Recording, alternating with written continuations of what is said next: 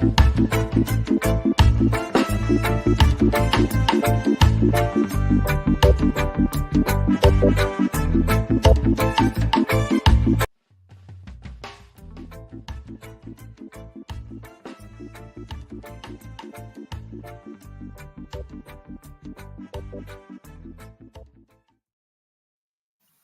day, good day. Thank you again for joining us for this, the 108th episode of the Frankly Speaking Jamaica podcast.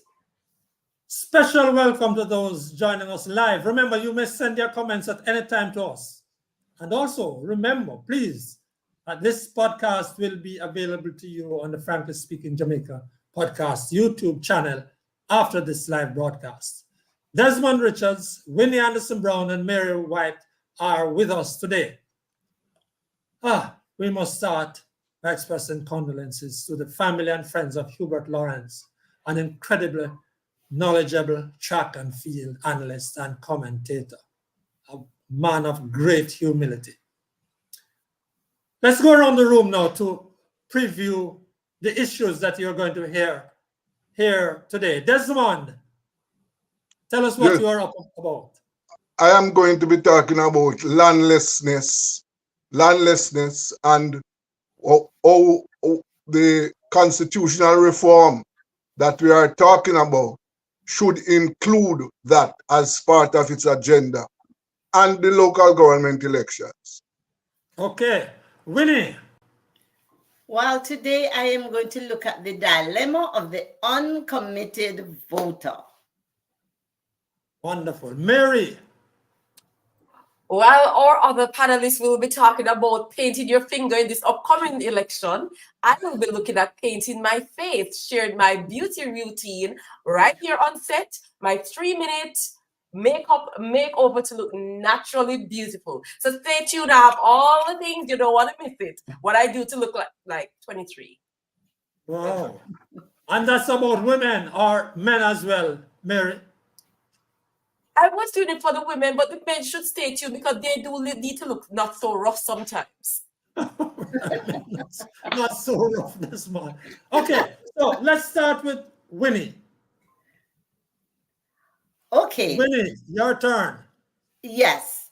When I think of the uncommitted voter, I am thinking of someone who is not aligned to the PNP or JLP. I'm not just talking about those persons who are activists or people who are members of the party.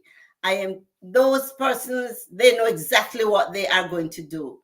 But for those persons who are looking on and saying, I think voting is extremely important, I want to vote, but I am not sure which party I should vote for because I don't like how any of them operate. Now that voter has a real challenge. But hold on a minute, Winnie. You start off by suggesting that that voter is better or smarter than the PNP and JLP diehards or what?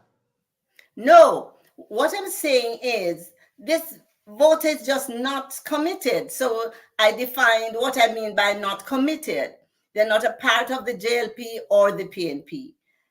And there are a number of people in Jamaica like that. And that is why that slice of the pie is a huge slice that the JLP and the PNP reach for from time to time.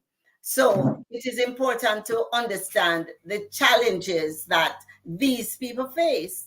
Because when you look at the parties, if you don't like any of them, or you're not happy with if you don't like any, but you're happy with the person that is representing one of the parties, then your troubles are over.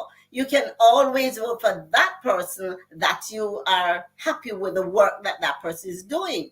What if you do not like the work that any of them is doing? What do you do? I am suggesting that the best thing to do is to decide to cast a vote, because if you don't cast a vote, you're casting a vote for the winning candidate. And I must make sure that I point out that in the Tollgate division in Clarendon, the last local government election, that councillor won by 1 vote. So Yes, that was an exceptional situation. Councillor winning by 1 vote. Yes, so it can happen again. It happened once, as far as I know. It can happen again. So it is important to cast a vote. What about the when you vote, you are not? Are you unpatriotic or not? How do you see that? I have a challenge in saying whether you are or you are not. There are some people, because it is really a dilemma. There are those people who have the opportunity of voting for an independent candidate. And there are, the last time I checked, which was 2 days ago, I realized that there are 4 registered parties in Jamaica. The JLP, and PNP, we all know, but there is a JPP, the Jamaica Progressive Party, and you have the UIC, that's the United Independent Congress.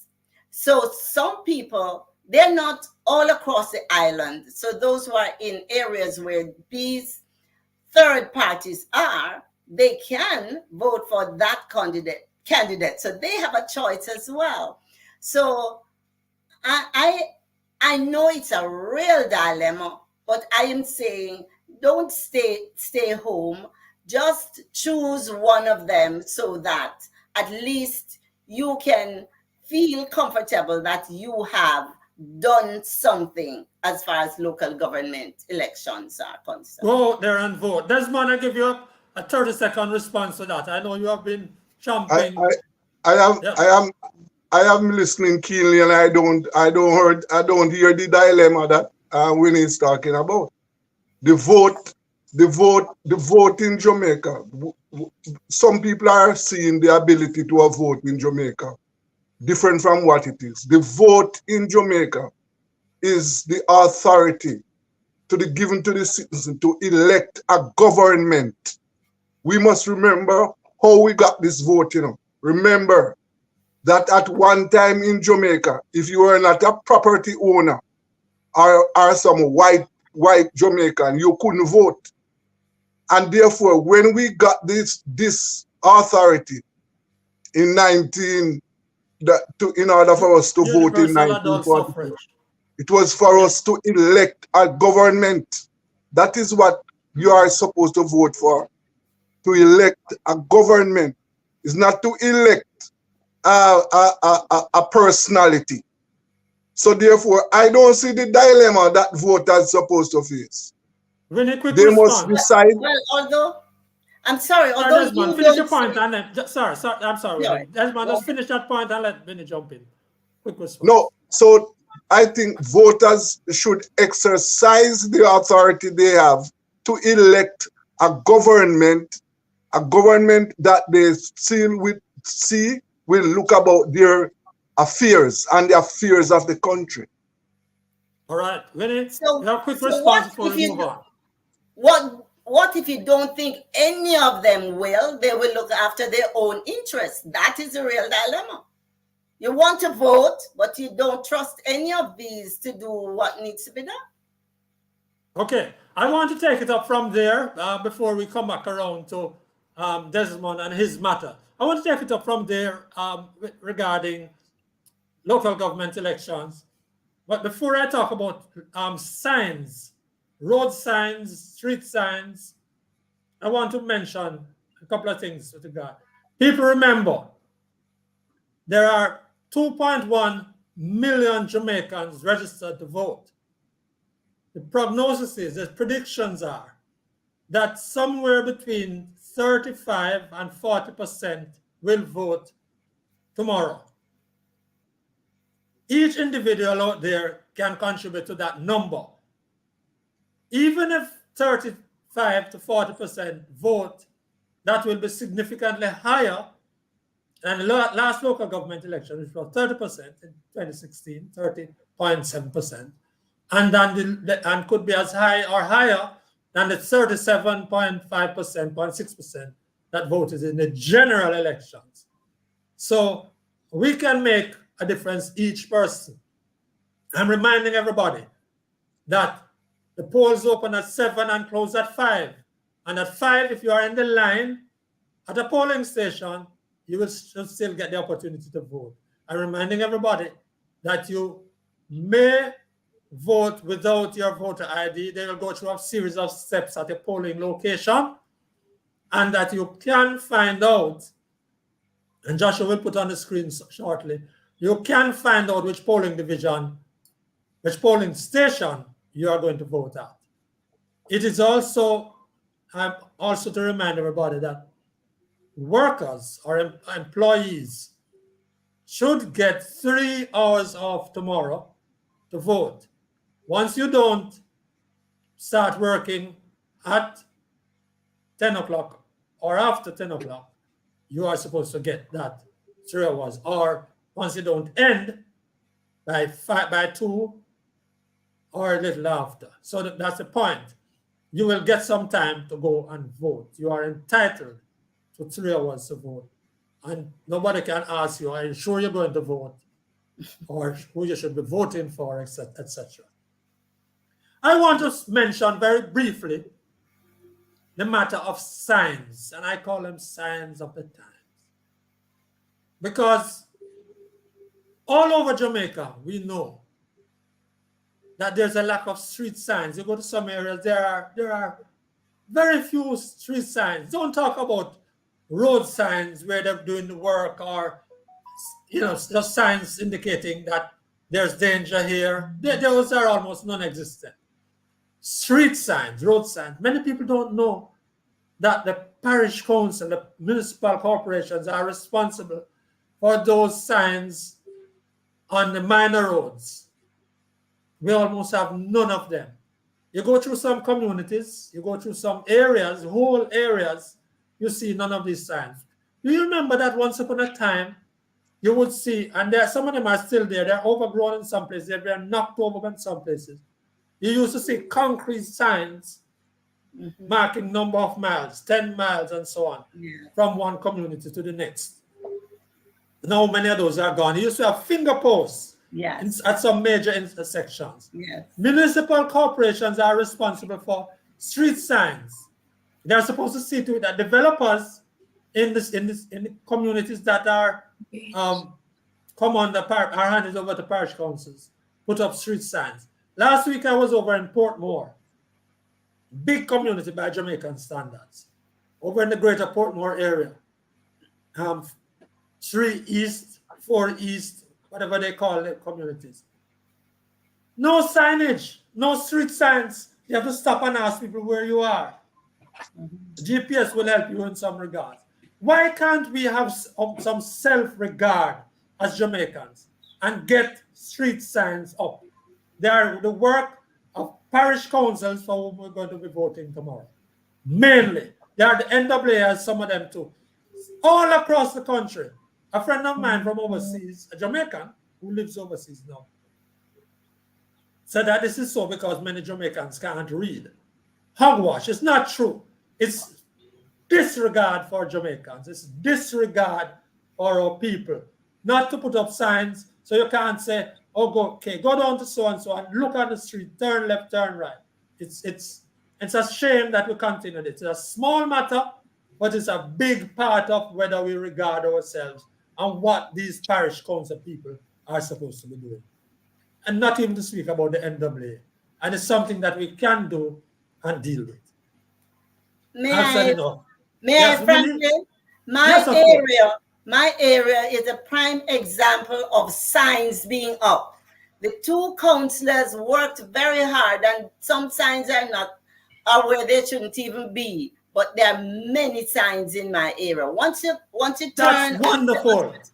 That's wonderful. And what area we're talking about, Winnie? We are talking about from Rock to Ashley. I can tell you. In Clarendon. Sure. In Clarendon. Yes, in Clarendon. Yes. Okay. Many signs. Beautiful. Thank you. Desmond, tell us about, you have a lot of signs in your area too, and then you go on quickly to your matter you want to take up. No, I am I'm just like you. The signs in the corporate area are partially non-existent, and that is an example of the municipal authority not doing its job. So going forward, these are some of the things that we are going to be asking and requiring and demanding the councillors. Councillors who are going to be elected tomorrow, they must know that it will not be business as usual. They have Absolutely. work to do. I join with you on that, Desmond. And we're going to raise those issues and just not for the period right now. Yes. With you. Now to your issue, Desmond. Well, one of the things I would want to put on the parish councillors' table is that they must take up an interest in the constitutional reform debate that is taking place. And I would like them to focus on landlessness. Landlessness has been with the black people in Jamaica since 1838. You'll recall we were told to leave the plantations and go where? We had nowhere to go. And that is where squatting starts. And today in Jamaica, there's close to 1 million black people who are squatting. Now, I would want the constitutional debate to advance this argument that landlessness must be a part of the constitution, the new constitution, the Jamaicanized constitution. We want the government to use crown property and make crown property available to black Jamaicans so that we can get economic independence. So where right? are you going to stick that? You want that to be put in the constitution that what? Yes, everybody must get some free land? That not free land, you know. That no, I want the in the constitution that land, that the people must have access to land. Yes. They must now can you imagine when you look at what happened? The entire British Caribbean and the Americas. Can you imagine if the ex-slaves were given land, what would be the state of the economies in these parts today? The slaves in America, they were promised 40 acres and a mule. They got nothing. Those in the British Caribbean, nothing, right?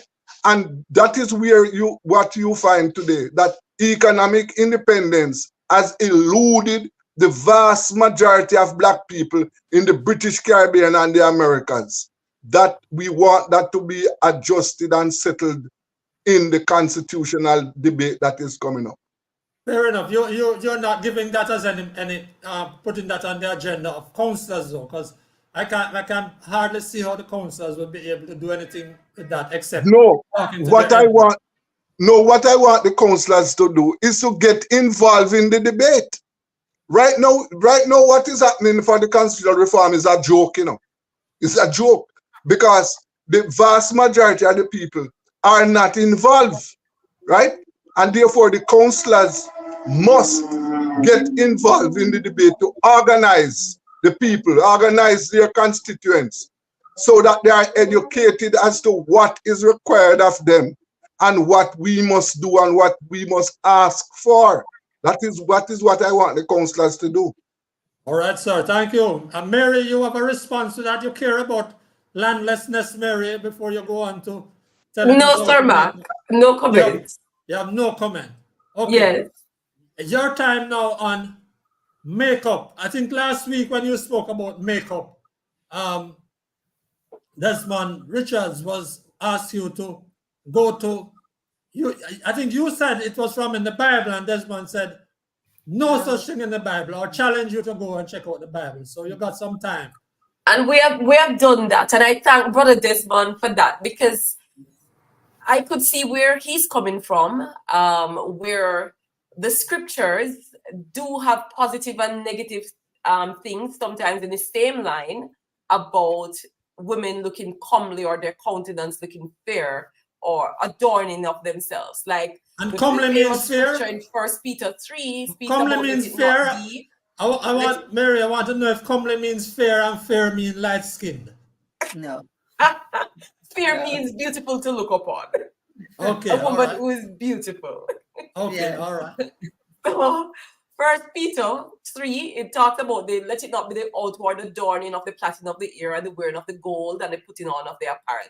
And some people just take that to mean those things are X by the Lord, don't wear them. When you go back to the Old Testament, you see 2 Kings talking about the story of the death of Jezebel, speaks about when she heard that the prophets were coming, she decked herself and painted her face and her eyelids, and she went out, and that was the death of Jezebel right there.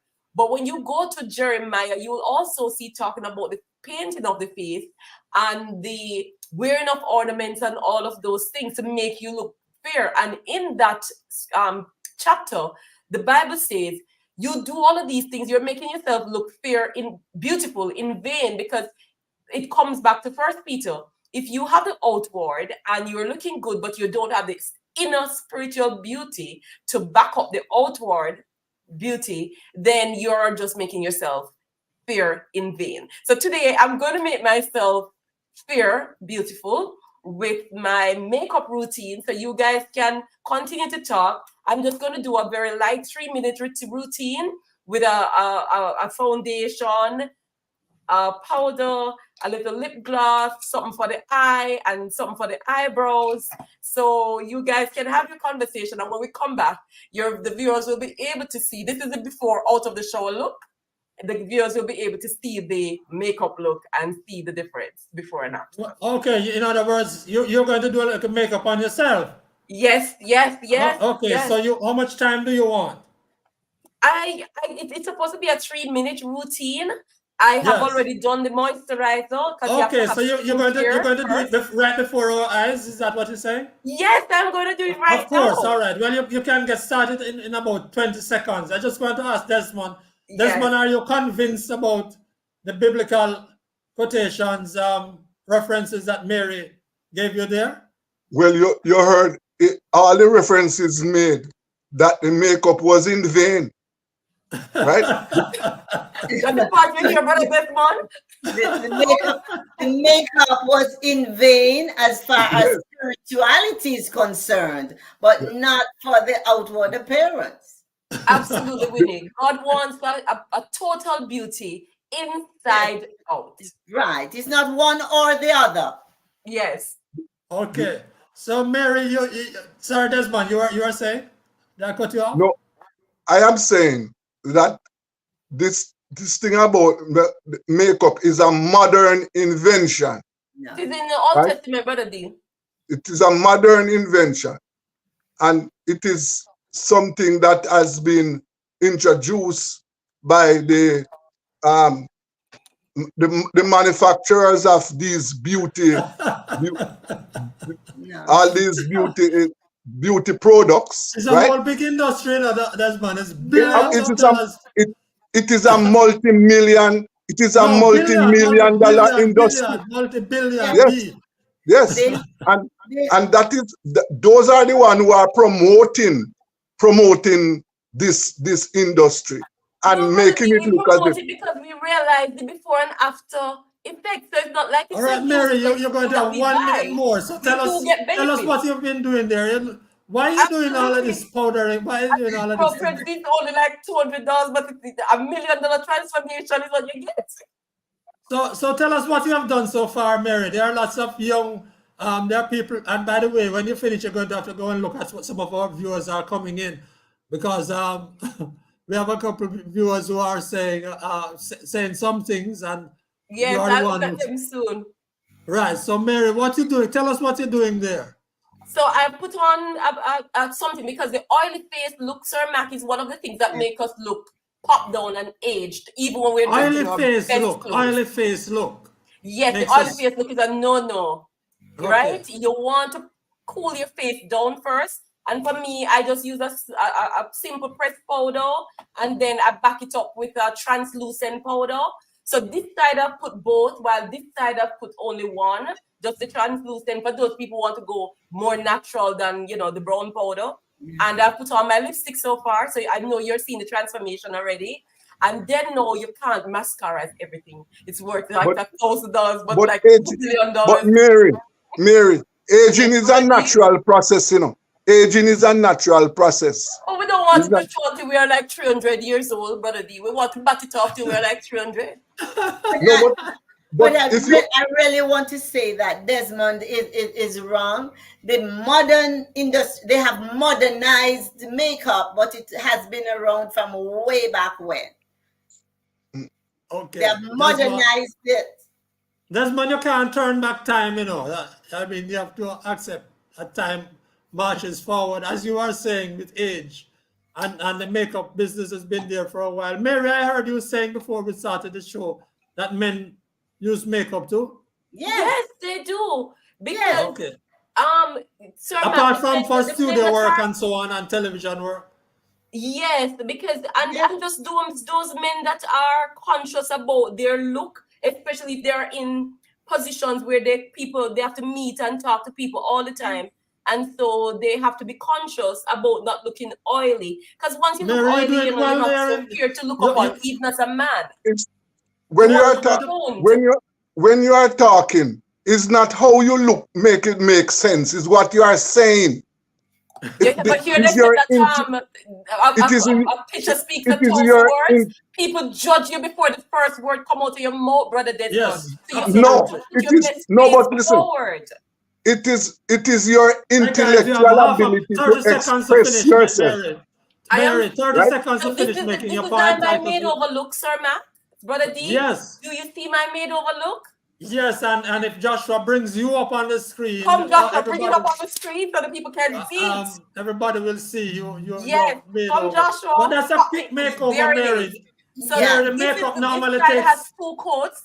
This side has a pressed powder as well as the translucent powder, while this side only has the translucent powder. But any side you choose, you're looking naturally cool and beautiful.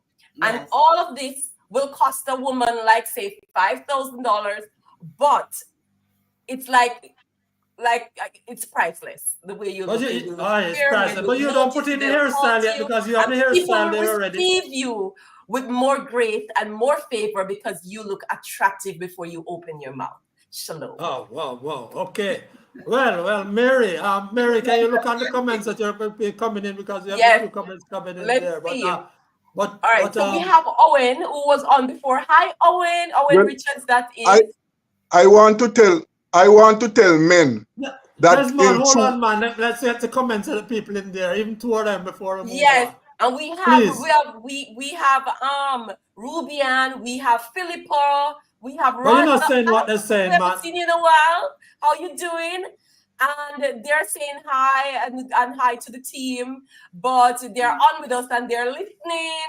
So guys, please post your comments on any of the issues we're talking about, especially a few ladies. All right, and thank you guys for coming in. And you can still post the comments on the Frankly Speaking Jamaica podcast YouTube channel. We want to thank you all, Mary, Winnie, Desmond, and thanks particularly to Joshua Black Media Services. Joshua anchored this for us. We are sorry we didn't get more time to take on Mary's makeup. You can try it if you like. You can short the makeup kit if you like, guys.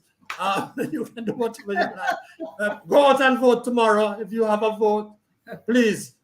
They used to say in a particular country, vote early, vote often. No, we don't say that. We just say go out, vote early, vote once. I'm Franklin McKnight. We want to thank you. Please subscribe to the channel. Thank you all for joining us on this Frankly Speaking Jamaica podcast. Thanks.